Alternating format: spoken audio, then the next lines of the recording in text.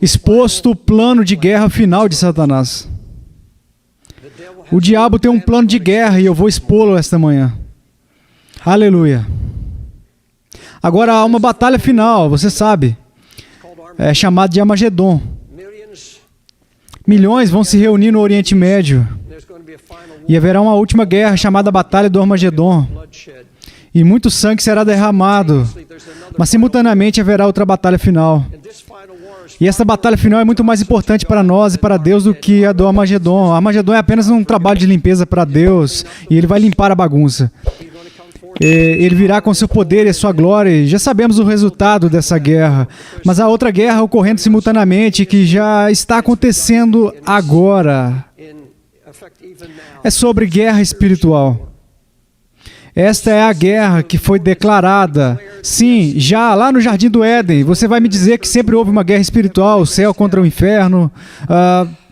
Mas, amigos, o diabo, nestes últimos tempos, está mudando a estratégia dele. Ele está mudando o plano.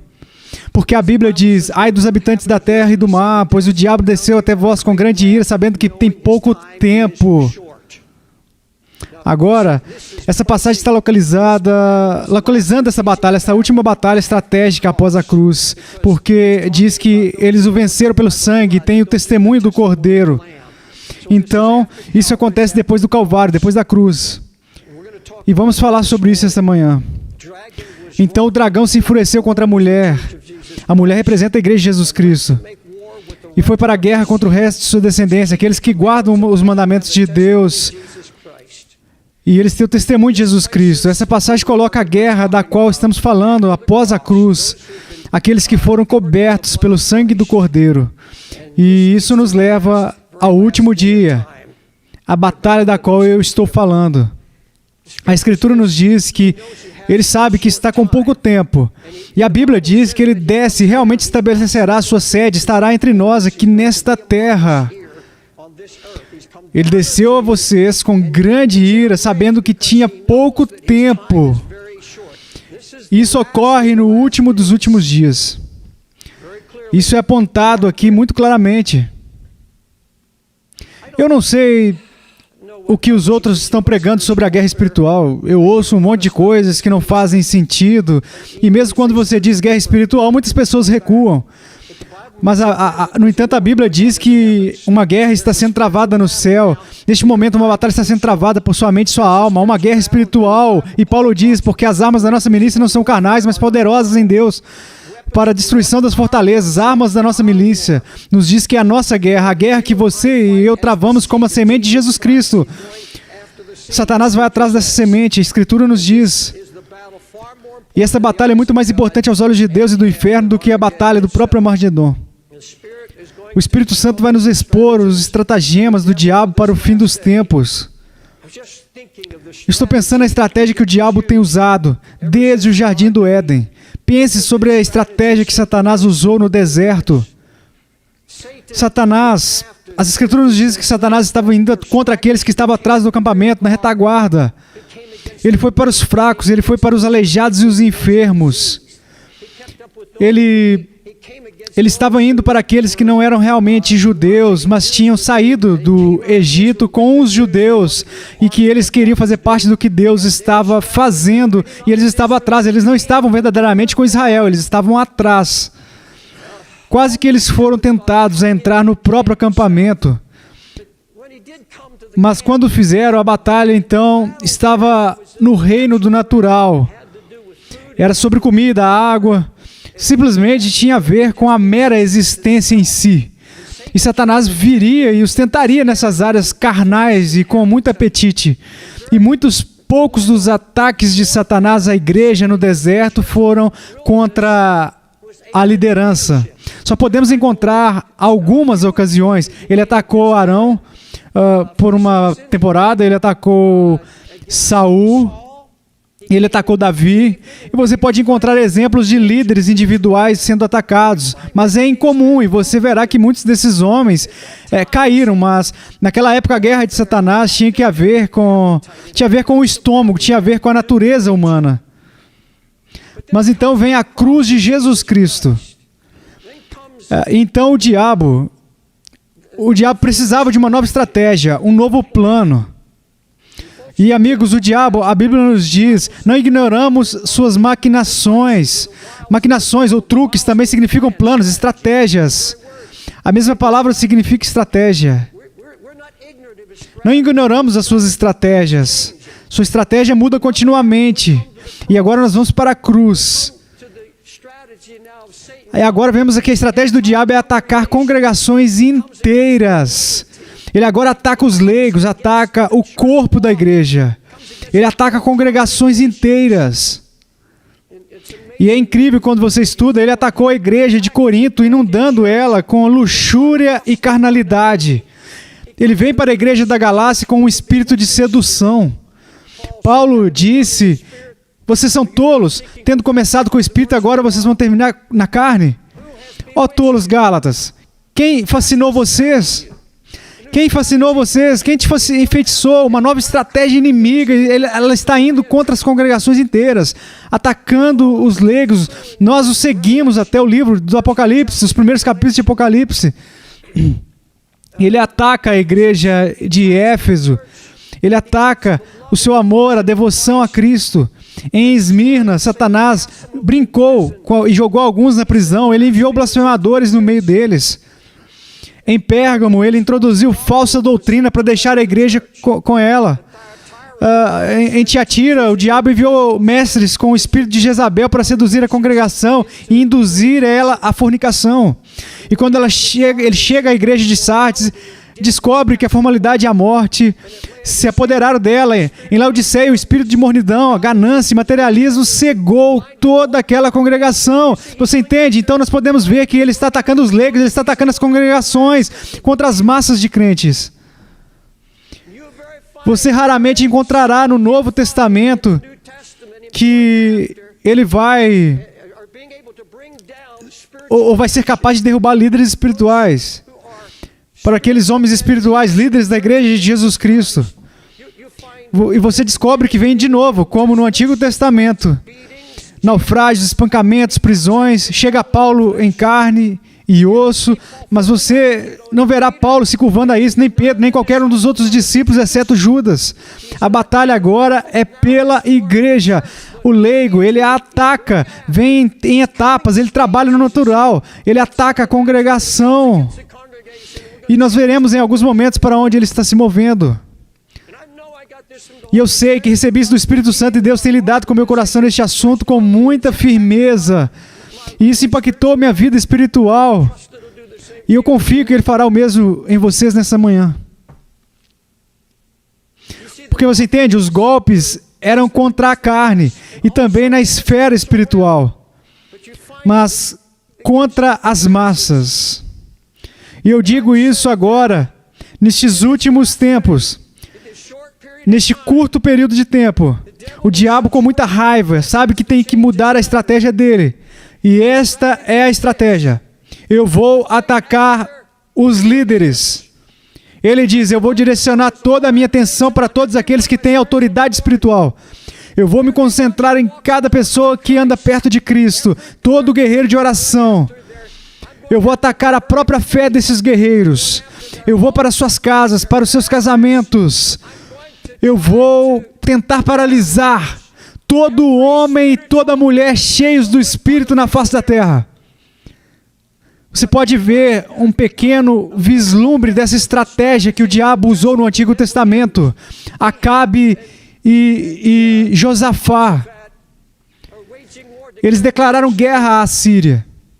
E o diabo mudou a estratégia, dando-nos uma pequena dica do que estava por vir nos últimos tempos. Tenho certeza de que Satanás se lembrou dessa estratégia e como funcionava. Ele tinha 32 capitães e chamou eles e disse-lhes, tem uma estratégia, tem um plano. Eu quero 32 capitães, condutores de carruagem, capitães de carruagem. E temos apenas uma missão. Eu não quero que lutemos com nenhum dos soldados. Eu quero que eles vão para o acampamento do inimigo e eu quero que eles peguem Saul. Deixe-me ler a passagem para vocês. Mas o rei da Síria havia comandado seus 32 capitães de carros, dizendo, lute nem com grande nem com pequeno, mas somente contra o rei de Israel. Ele disse que se o pegarmos, todos vão fugir. Se eles não têm liderança, se eles não têm ninguém com autoridade, eles vão fugir para suas casas, eles vão fugir para as cavernas. E foi exatamente o que aconteceu.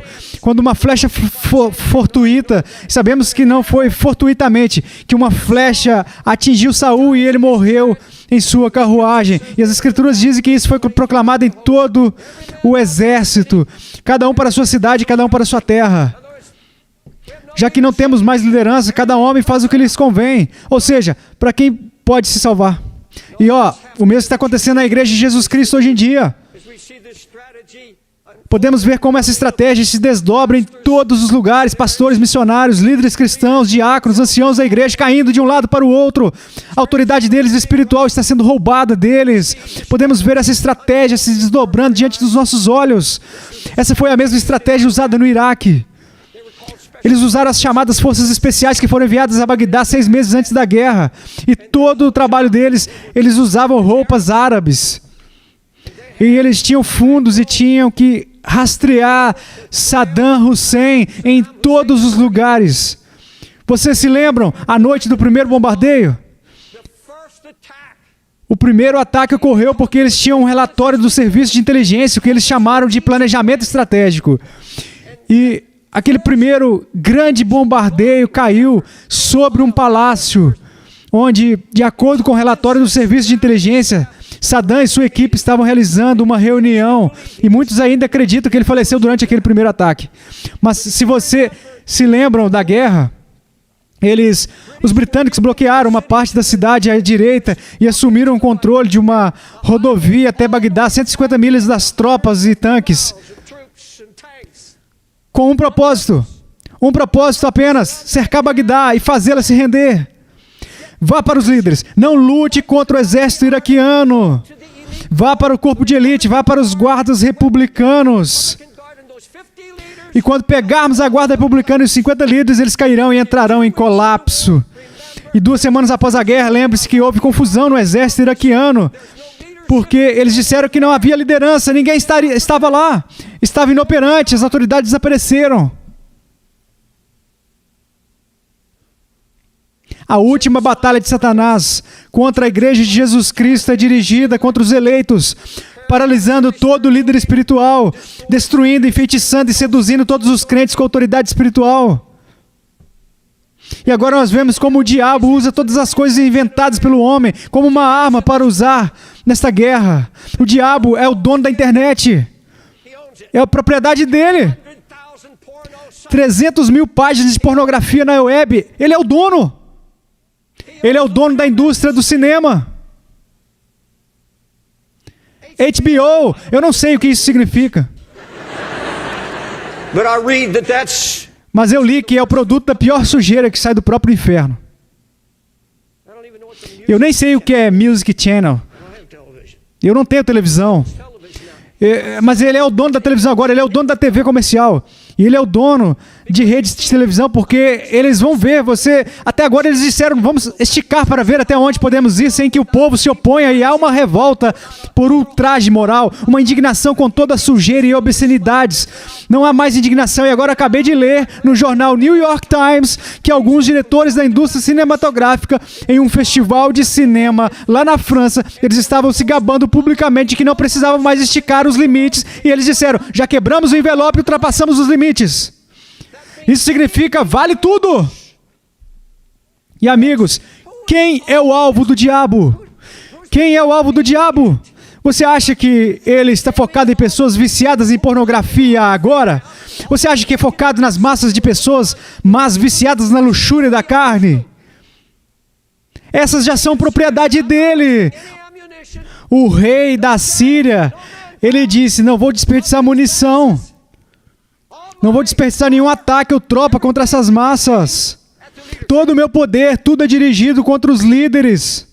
Essas coisas são dirigidas agora, tudo que sai do inferno é dirigido intencionalmente. E você vai me dizer, você está falando apenas dos pastores evangelistas? Não. Deixa eu dizer o que lhe dá autoridade espiritual. Deixa eu dizer que aos olhos de Deus e aos olhos do diabo faz de você uma pessoa marcada. Aos olhos de Deus, marcado para justificação e marcado para o uso por ele. E aos olhos do diabo, uma pessoa marcada para este último ataque. E é você. Centrou o seu coração em Cristo. Você o busca com todo o seu coração, com toda a sua mente, alma e espírito. Você se separou das coisas deste mundo e de você. Ele se agarrou a algo a não quer deixar ir. E o diabo sabe disso. Se você é um testemunho da justiça de Cristo dessa era negra e iníqua. Se você é um homem ou uma mulher de oração e crê e confia em Deus e anda na justiça de Cristo pela fé, você está marcado.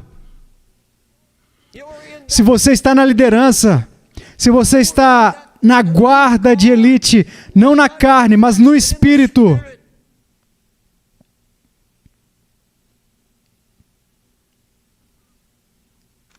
O diabo não está indo para seus próprios filhos. Ele já os possui. Por que desperdiçar a munição dele? Ele seria um demônio estúpido e se desperdiçasse sua munição com aqueles que já estão mortos. Satanás entende que o pecado secreto na vida de um homem espiritual o paralisará. Que todo o seu poder e autoridade desapareceriam. E se ele continuar em seu pecado e se tornar um hábito, o diabo sabe que este homem não pode mais falar por Deus. Sabe que não terá mais impacto sobre ninguém que vive em pecado. A Bíblia diz que os mortos voam na pomada, versão King James, mas no hebraico original diz moscas da morte. Eles fazem o perfume do perfumista feder e cheirar mal. Mau cheiro. Portanto, um pouco de loucura que é tida como sábia e honrada. Deus diz, eu quero mostrar a você. Ele nos fala pela sua palavra, eu quero mostrar a você. Eu quero te mostrar. É aquela mosca morta. É o que você acha que é insignificante e que não foi julgado. E que o inimigo vem e apenas joga. E agora aquele cheiro perfumado, aquela vida de oração. E agora há uma mosca morta. Porque você vê, há um compromisso, há algo do mundo, há algo do pecado, há algo da carne. E a Bíblia diz que os mortos voam no óleo da assunção. O óleo da assunção. O óleo da assunção de uma mosca morta, aquela coisa com a qual Deus tem lidado. Aquela coisa, ele disse, que lindo romance começou a exalar, de repente, um fedor. O lugar está fedendo. E qualquer um que foi tocado pelo favor de Deus e que foi honrado. Porque, você entende? O Senhor diz que não temos nenhum lugar escuro nos nossos corações. Nada que o inimigo possa tocar. Satanás não tem nada de mim. Há um motivo para isso e que será revelado aqui em alguns momentos. Você entende? O plano do diabo é colocar essa mosca morta. Apenas um toque de carnalidade, um toque de mundanismo. Deixe eu dizer o que está em jogo. E a razão pela qual Satanás está agora direcionando todos os seus ataques contra homens que são espirituais. Paulo declara qual é o problema, e aqui está. Mas o homem natural não percebe as coisas que são do Espírito de Deus, porque para eles são uma loucura. E não pode entendê-las, porque elas têm que ser discernidas espiritualmente. Paulo nos disse que existe um homem espiritual e que existe um homem natural. O homem espiritual conhece a mente de Cristo e é cheio do Espírito Santo. Não há partes escuras nem moscas da morte dentro. Ele tem sabedoria espiritual, ele tem revelação de Deus, ele gosta do céu aberto. E Deus revela os seus pensamentos ao homem espiritual. As Escrituras nos dizem coisas que Deus preparou para aqueles que o amam. Coisas que nenhum homem conhece, que Deus revela e fala por intermédio daqueles que são espirituais. Paulo disse, e nem a minha palavra, nem a minha pregação foram com palavras persuasivas de sabedoria humana, mas com demonstração do Espírito e de poder. E ele disse, quando ouviram a minha pregação, quando eu cheguei a Corinto, ele estava se referindo à sua visita a Corinto. E disse-lhes que quando veio a eles, decidi nada saber entre vós, exceto Jesus Cristo e este crucificado. Porque Paulo conhecia essa congregação, eles viviam em fornicação, incesto, viviam cheios de ganância. Eles participaram da ceia do Senhor e beberam essa ceia de forma indigna. E ele disse a eles, eu tinha que determinar como eu iria me apresentar a vocês. Eu não posso vir com sabedoria humana, eu aprendi lá em Atenas. Minha maneira de pensar não pode estar de acordo com a maneira de pensar do mundo. Paulo diz, porque decidi nada saber entre vós a não ser Jesus Cristo e este crucificado.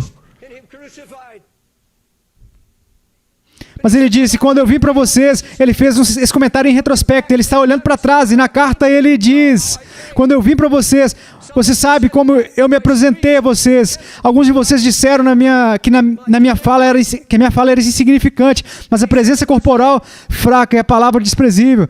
Nem minha pregação era com palavras persuasivas de sabedoria humana. Eu tinha uma unção em mim. Eu tinha ouvido lá do céu. E eu vim para vocês com demonstração do Espírito e do poder. Isso é o que significa demonstração do Espírito Santo. Há muitas pessoas que pensam que a manifestação do Espírito Santo é que as pessoas caem no chão, balançando, tremendo. Agora Deus pode fazer você tremer e balançar. Eu acredito que Deus pode levar alguém a fazer isso se prostrando. Eu não estou tirando sarro disso. Mas não é sobre isso que Paulo está falando aqui. A demonstração do Espírito Santo a que Paulo está se referindo não tinha nada a ver com seu corpo. Não era sobre levantar a voz como estou fazendo agora, porque uma voz poderosa não significa que você está debaixo de unção. Às vezes, quando você está debaixo de uma unção, você não consegue evitar, você simplesmente explode. Mas isso não determina que você está debaixo do poder da unção.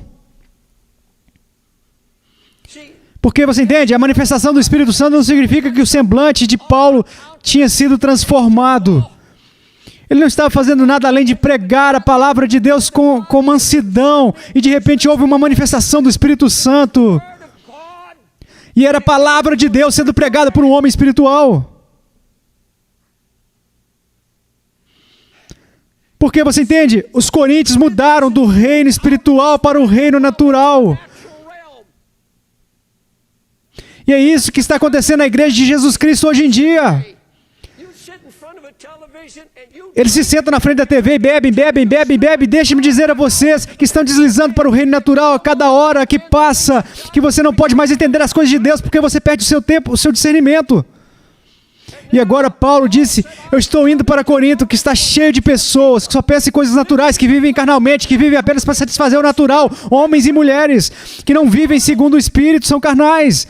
O homem carnal é o homem natural. Paulo disse a eles, para que eu, irmãos, não vos pudesse falar como espiritual, mas como carnal, como filhos em Cristo, mas a demonstração do Espírito Santo com poder consistia no efeito que ele teve sobre aqueles que ouviram, sobre o povo de Deus, sobre os de Corinto. E deixe dar a vocês uma explicação sobre a demonstração, e é esta. Você entende? Paulo estava pregando sobre se afastar e sobre a santidade. Não vos sujeiteis a um jugo desigual com os incrédulos. Sai do meio deles, separai-vos, diz o Senhor, e não toqueis em nada imundo. Não toque no que é impuro. E aquela palavra de Paulo foi tão ungida pelo Espírito Santo que houve uma demonstração. A demonstração é vidas transformadas. Pessoas que saem da casa de Deus com uma mensagem que não conseguem sair da cabeça, nem do coração. E essas pessoas têm que agir de acordo. Porque o Espírito Santo continua movendo elas na direção da palavra que elas receberam. E aqui está. Mas porque estáis tristes para o arrependimento, porque segundo Deus estavas tristes.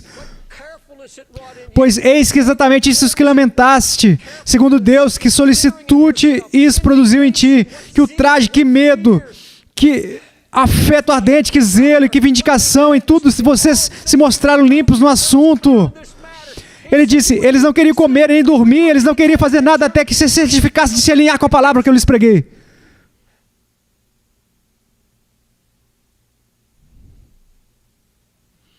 Eles se afastaram de Cristo e estavam comprometendo. Veja, amigos, aqui está o dilema. Nós vamos sair agora. Deixa eu explicar para vocês da forma mais simples possível. Mostre-me uma igreja de 10 mil ou 25 mil pessoas. Muitas pessoas chegando. E se arrependimento for pregado a eles, eles não mudarão. Eles são todos homens e mulheres naturais. Eles são carnais. Eles continuam vivendo em pecado. Porque não há mensagem, não há convicção do pecado. E o Espírito Santo não está se movendo na igreja. E se o homem no púlpito é um homem ambicioso, e se ele também é um homem natural e carnal, eu digo a eles que toda a congregação pode ir para o inferno. Toda a congregação pode ir para o inferno, porque não há mensagem, eles não entendem. Ninguém abriu os olhos deles. Nenhuma mensagem do céu perfura a parede e nada penetra nos seus corações. Nada penetra nos seus corações. E eu estou convencido de que há tantas pessoas a caminho do inferno dentro da igreja quanto em qualquer outro lugar da sociedade. A caminho do inferno dentro da mesma igreja. Porque os homens naturais estão pregando aos homens naturais e eles não podem discernir. A taxa de divórcio na igreja é a mesma que a taxa de divórcio no mundo hoje em dia. A taxa de divórcio no ministério é a mesma que a taxa de divórcio no mundo secular. Que comentário triste. Agora, onde eu quero chegar com isso? Satanás sabe que se ele conseguir seduzir um homem a cair de volta no reino natural, eles não são mais capazes de ouvir ou receber uma palavra que pode mudar suas vidas. Eles ficam cegos. Não há mensagem, não há unção, nada que penetre nos corações. Isso é precisamente o que Satanás está procurando. Ele procura todo ancião, diácono, mestre de escola dominical, que seja espiritual. Ele vai para quem é espiritual em qualquer tipo de ministério, membros do coro da igreja, vai atacar eles com todas as armas do inferno. Amigos, nunca houve um momento em que eu fosse testado mais do que agora. Em outras palavras, que você nunca foi tão testado, que sua fé nunca foi tão testada como é hoje em dia.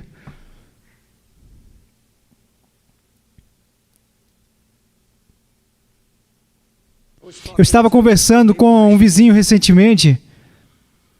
Eu só fui até ele e conversei com ele.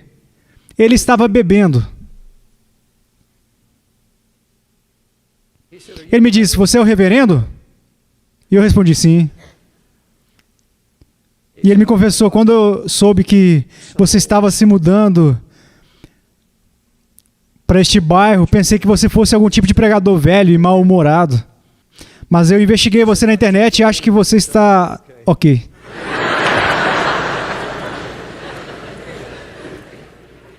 Então ele disse, Senhor, eu tenho que falar contigo.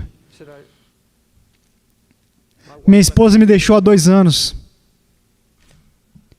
Eu era um executivo sênior de uma empresa. Ele nomeou a empresa e disse, há 2 anos eles acabaram de me despedir. Eles apenas me despediram, eles não me deram nenhuma explicação, eles apenas me expulsaram de lá depois de quase 20 anos de serviço. E ainda por cima, tudo que me restou foi meu cachorro. Eu amei aquele cachorro, mas ele foi atropelado, um policial o atropelou em uma locadora de automóveis. Ele estava dizendo, eu estou aqui há 2 anos simplesmente apenas bebendo. Ele era um homem natural. Eu apenas fiquei lá ouvindo este homem. E eu pensei, nossa! A única maneira de fazer até mesmo uma única palavra chegar ao coração deste homem é melhor que não haja nada em minha vida que interfira na voz de Deus. É melhor eu ouvir do céu. Não quero moscas mortas dentro de mim. Eu fico pensando, Deus, não deixe que haja moscas mortas. E agradeço a Deus por ter conseguido estar ali.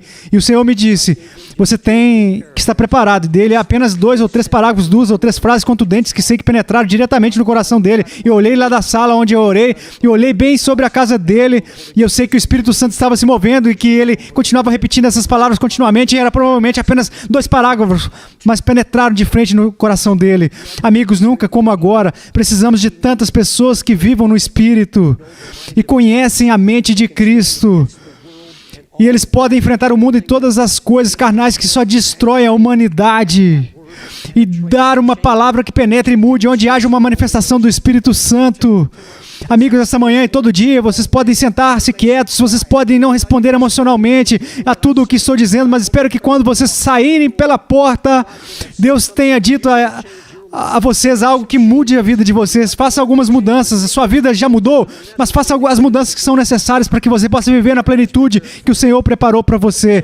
E você vai me perguntar, bem, irmão Wilson, irmão David, o que Deus vai fazer com tudo isso? Se o diabo tem um plano, Deus tem um plano?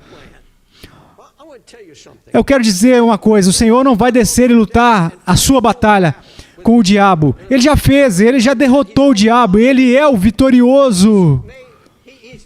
Ele está fora do alcance de Satanás. O diabo não pode tentá-lo. Mas agora ele nos diz, portanto, submetam-se a Deus, resista ao diabo e ele fugirá de vós. Agora, Deus não tem que mudar o plano dele. Ele tinha um propósito eterno desde o início. E esse plano é, vamos nos concentrar em Jesus Cristo. E já sabemos disso. Mas deixa eu mostrar a vocês. E eu li isso uma e outra vez. Mas o Espírito Santo me mostrou o que eu acredito que o Espírito Santo quer alcançar e está conseguindo nesta última hora. E este versículo incrível, encontrado em Isaías 9:7. Não vá lá e diz: a expansão do seu império e a paz não terão limites, no trono de Davi e em seu reino, arranjando e confirmando no julgamento e na justiça de agora em diante para sempre. O zelo do Senhor dos Exércitos fará isso. O principado em seu ombro, e de a vastidão do seu império e a paz não terão limite. Em outras palavras, desde o momento em que o governo de Deus foi estabelecido, aqueles que têm o testemunho de Jesus Cristo e o chamam de Senhor, o Espírito Santo diz: eu virei, habitarei em você, mas eu vim para governar a sua vida. E isso implica que uma vez que você está debaixo do governo de Jesus Cristo, do Espírito de Deus, o que é o Espírito de Cristo, quando você está debaixo desse governo, deve haver um aumento contínuo, um crescimento, tem que haver um crescimento. A gente aumenta na obediência, a gente aumenta na submissão a tudo que a palavra de Deus nos fala. Até que nada seja crido, nada é feito sem antes tudo ser julgado à luz da palavra do Senhor. E pela voz do Espírito Santo, a expansão do seu império e a paz não terão limites. E você, debaixo do governo do Espírito Santo, essa é a maneira pela qual eu acredito que Deus vai proteger os líderes, que Ele vai proteger a todos aqueles que vivem no Espírito. Ele vai te proteger, mas Ele não vai acabar com a pornografia. A Bíblia diz: mas os homens maus e enganadores irão de mal a pior. As coisas vão ficar tão feias que o conteúdo sexual vai ficar brutal, vai ser incestuoso, vai ser obsceno, vai ser a sujeira mais obscena, mais incrível que o mundo já conheceu. E Deus não vai acabar com isso imediatamente até o fim. O diabo virá com a sua inundação, a inundação aumentará, as marés inundarão. Mas ele vai criar uma imunidade espiritual, vai fazer algo no coração do seu povo, porque o governo de Jesus Cristo vai crescer cada vez mais. Ele vai ter um corpo que está cada vez mais sujeito ao Espírito Santo e que clama por sua direção, que se submete através da oração à palavra de Deus. E eles começam a julgar os seus pecados com justiça. Temos que julgar com justiça. E agora eu quero pedir que me sigam com atenção antes que eu termine a mensagem. Eu já estou concluindo em alguns momentos, versículo 7 de novo, confirmando no juízo e na justiça, desde agora e para sempre. O zelo do Senhor dos Exércitos fará isso. A palavra zelo significa ciúme. Ele diz que no fim dos tempos, quando vir o ataque do inimigo, Deus nos diz que Ele se levantará com zelo, com ciúme. E eu vou cumprir o meu propósito. O seu propósito, conforme descrito aqui, vou estabelecer a ordem divina, confirmando ela com um espírito de julgamento. Agora, esse julgamento não é contra nós. Isso tem a ver com algo muito diferente. É algo que Ele vai fazer nos nossos corações. É um espírito de julgamento contra tudo o que Satanás lança sobre nós. Em outras palavras, o Espírito Santo vai fazer de você o juiz do seu próprio coração. A palavra usada ali é litigar. Litigar significa lutar contra tudo que vem. Isso é o que o apóstolo Paulo está dizendo. Por outro lado, o espiritual julga todas as coisas, mas ele não é julgado por ninguém. O espiritual julga todas as coisas. Todas as coisas. Isso significa que tudo que o inimigo joga na sua vida, cada tentação, cada coisa em que ele está envolvido, cada hora do dia, ele julga tudo que influencia ou afeta a sua vida. Ele julga todas as coisas. Ele é um magistrado. E o Senhor concedeu a ele poder pelo seu Espírito Santo para se sentar como um juiz de sua própria vida. Ele disse: se então nos examinássemos, não seríamos julgados. Você já conhece essa porção da Escritura. Deixa eu ser franco. Se ele está flertando com uma pessoa, com a esposa de outro homem ou o homem que pertence a outra mulher. Isso se chama adultério. Julgue a si mesmo. Agora mesmo, chame pelo nome. Isso é pecado. Diga a ele o que ele é. A Bíblia diz: não porém injustiça diante dos meus olhos. Você acabou de trazer para casa um vídeo com classificação para maiores de 13 anos. É simplesmente um filme da Walt Disney. E de repente, lá eles amaldiçoam o nome de Deus. O que você vai fazer? Você vai apenas justificar isso? Ou você vai julgar isso? Ou você vai apenas sentar aí e permitir que o Espírito Santo convença o seu coração? Ele vai fazer isso. Ele vai fazer isso, convencer seu coração por amor, porque ele diz a ela: eu preciso da sua unção, eu preciso da sua voz, eu preciso permear este mundo maligno, eu preciso de você, eu não estou bravo com você, mas eu preciso da sua voz. E ele vai te convencer do pecado.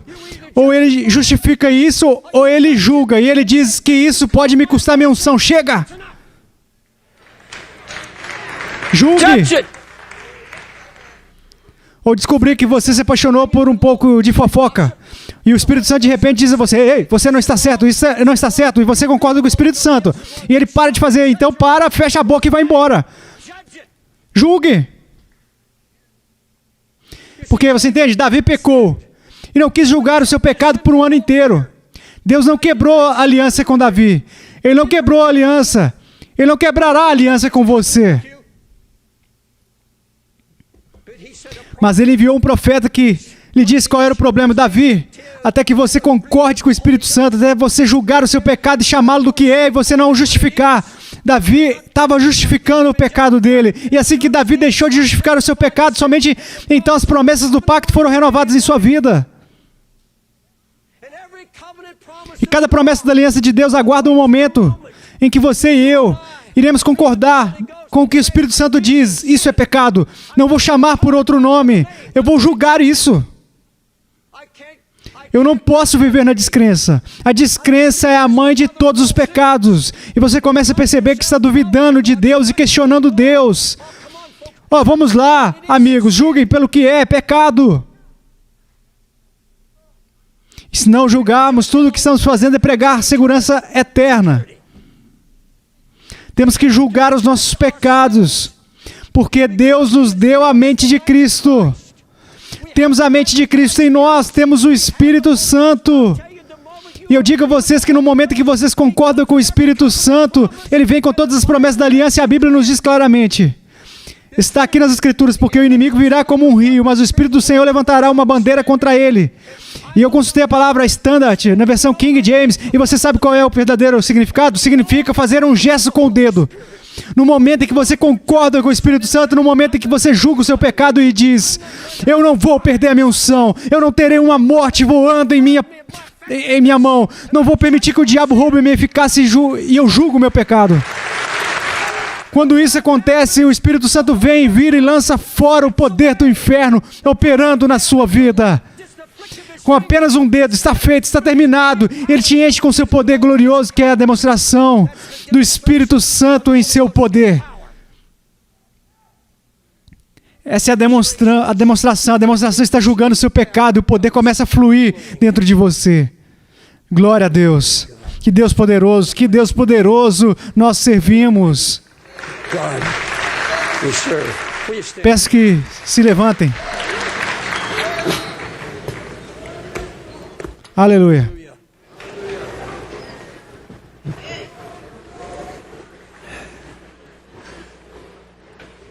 Aleluia. Oh, meu Deus, meu Deus. Oh, Jesus. Eles não querem levantar a mão e dizer o quanto eles te amam. No anexo, onde vocês estiverem, levantem as mãos de vocês, apenas digam a Ele, vamos dizer a Ele o quanto você o ama. Senhor, eu te amo e preciso de Ti. Senhor, precisamos do Senhor neste dia. Oh, louvado seja o Teu nome. Aleluia.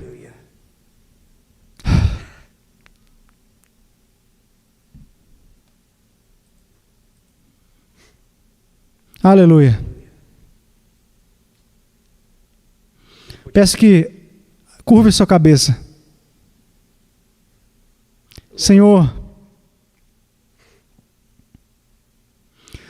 O Senhor ama tanto o seu povo. O Senhor ama tanto os seus pastores e todos aqueles que estão na liderança. Eles são a sua família, eles são carne da sua carne e osso do seu osso. E o Senhor não vai permitir que o inimigo os destrua. Senhor, o Senhor virá com grande poder e autoridade. O Senhor vai se manifestar pelo teu Espírito. A lei de Deus escrita nos nossos corações, submetendo-nos à palavra de Deus e ao seu Espírito. E, Senhor, seremos mais do que vencedores, não apenas vencedores, mais do que vencedores. Aleluia. E agora, Senhor, estou pedindo ao Senhor uma manifestação do seu poder, do poder do seu Espírito Santo, com poder para nos mudar. Para aqueles que estão aqui agora, enquanto eu estava pregando, o Espírito Santo estava me mostrando algo, talvez moscas mortas, uma mosca que traz morte, algo que o Espírito Santo tem estado de forma maravilhosa, amorosamente insistindo, dizendo-nos: mude, mude, faça uma mudança antes que se torne um hábito e que você não enxergue mais isso como pecado e comece a justificar esse pecado. Ó Senhor, queremos concordar com o Espírito Santo e chamá-lo do que ele é. Se você está aqui essa tarde, eu quero dizer essa manhã, se você sentiu algo nessa mensagem capturando o seu coração,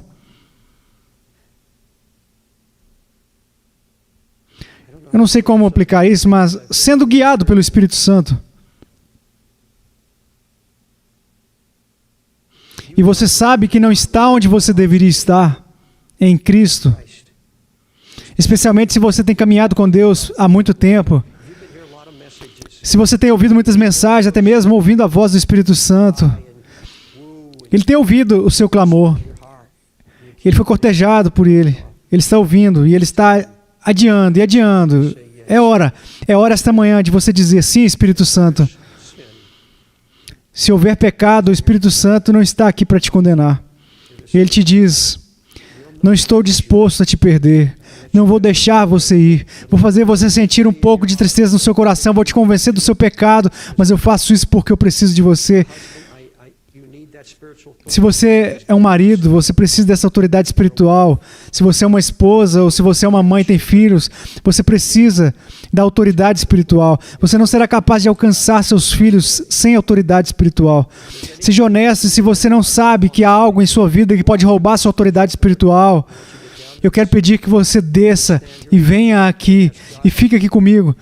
E vamos orar e pedir a Deus para ajudar você. E vamos crer que Deus virá no seu Espírito Santo e vai te trazer a libertação esta manhã. E posso sair daqui cheio do poder de Cristo. O que eu acredito que o Espírito Santo está me levantando a dizer, e direi com amor a essa congregação. Eu digo isso como um pai.